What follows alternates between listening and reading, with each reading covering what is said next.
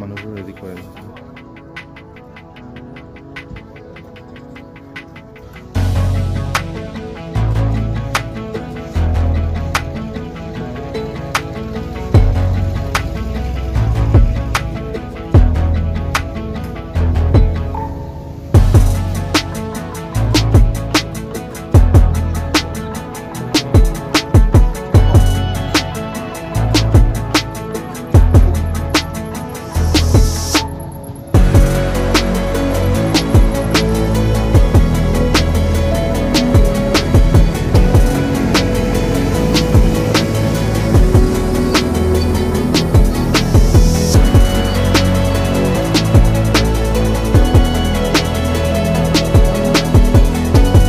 মোৰ নাম বৃষ্টি পাঙ্গিং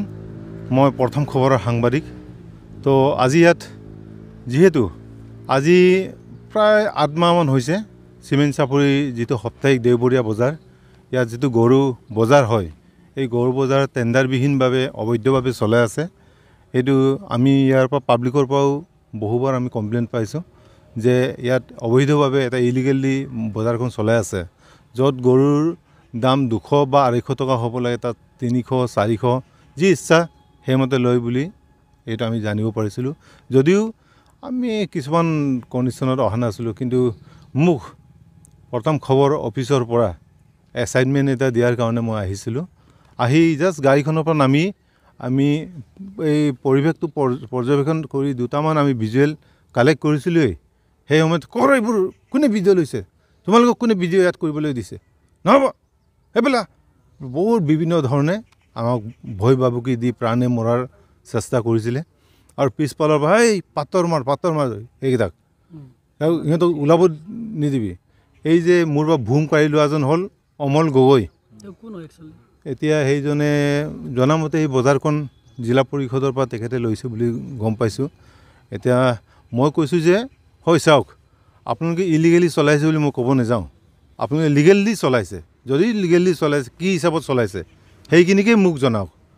আপুনি না আমি লিগেলি চলাই আছোঁ ঠিক আছে মই এইটো কোৱা নাই যে ইলিগেলি চলাইছে বা বেয়া হৈছে বুলি মই কোৱা নাই কিন্তু যিটো লিগেলি চলাইছে সেইটো কাগজটো আমাক দেখুৱাওক